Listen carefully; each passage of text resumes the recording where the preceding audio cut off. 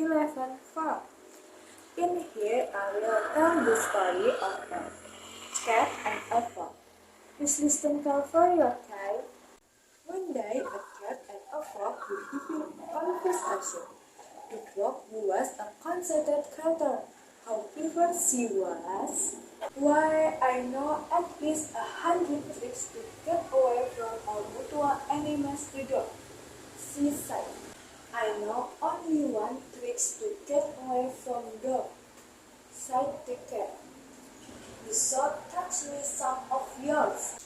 Well, maybe someday when I have the time, I might touch you a few of the simple honest, replied the frog airily.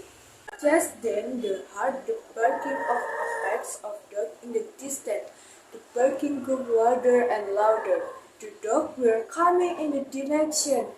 At an the cat ran to the nearest tree and climbed into its branches, well out of reach of any dog.